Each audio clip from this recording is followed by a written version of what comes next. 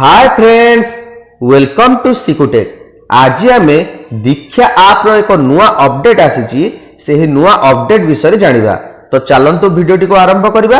Video आरंभ करिया पूर्व जो मैंने चैनल को सब्सक्राइब करिनांती निहाती भाबरे सब्सक्राइब करंतु, वीडियोटी को लाइक और शेयर करंतु।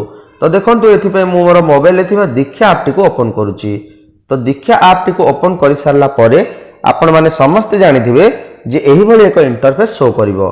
तो यहाँ पर आमको प्रोफाइल सेक्शन उपर जीवार अच्छी। तो देखो मु प्रोफाइल उपर क्लिक करुच्ची। तो प्रोफाइल उपर क्लिक कर सारा पर आपण मैंने समस्ते जानिथिबे आपणकर ना शो करिवो, आपणकर दीक्षा आईडी मध्ये एठारे आसीबो।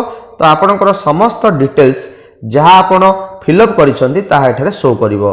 तो देखंतु यहाँ पर मु स्क्रोल करी करी शेष पर्यंत जाउची। तो शेष पर्यंत देखंतु गला पर देखा जाइछि मो शिक्षा 6। तो मु ऑलरेडी आमर मॉड्यूल 1 रु मॉड्यूल 6 पर्यंत ट्रेनिंग नेउछि। तो मॉड्यूल 1 2 3 मोर कंप्लीट सरिछि। तो यहाँ पर आम 4 5 6 ट्रेनिंग समस्ते नौछंती। तो 4 5 6 मध्ये मु कंप्लीट करि सारिछि।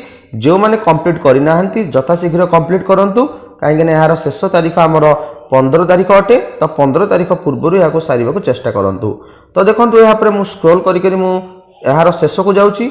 तो आपण देखि पारथि शिक्षार्थी पासबुक न लेखा जाइछि। तो यह होछि आमर नुआ अपडेट। तो आपण मैंने जो सब मॉड्यूल गुड़िक सारी तार जो सर्टिफिकेट गुड़िक इश्यू करा जाउची ताहा आपणकर शिक्षार्थी पासबुक रे उपलब्ध हेबो।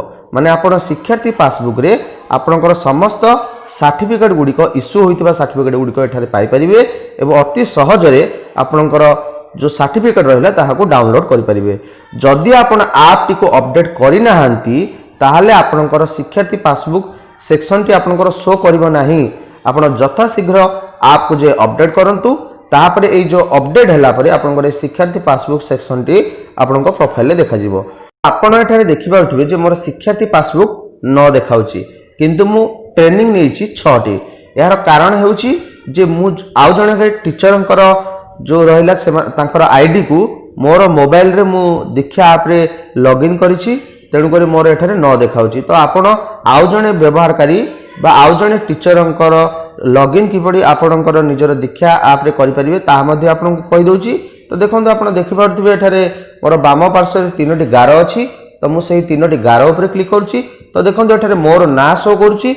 या सहित आपण देखि पारथिबे व्यवहारकारी जोग करंतु। जदि आउ केउ टीचरंकर आपण एठारे लॉगिन आईडी देई तांकर लॉगिन करी आपण ट्रेनिंग को शेष करिया पे चाहुचंते, तांको मोबाइल रे जदि कोनोसी प्रॉब्लम अछि तो आपण निज मोबाइल रे आपणकर दीक्षा ऐप रे तांकर आईडी टी को जोग करी से जो ट्रेनिंग गुडी को कंप्लीट करि पार नाहंती आपण मध्य एठारे तांको सहाय्य करि परिबे। तो एहा होची एहार फीचर। तो एहा थिला आजर वीडियो। तो वीडियो टी को देखिथिबार अशेष अशेष धन्यवाद।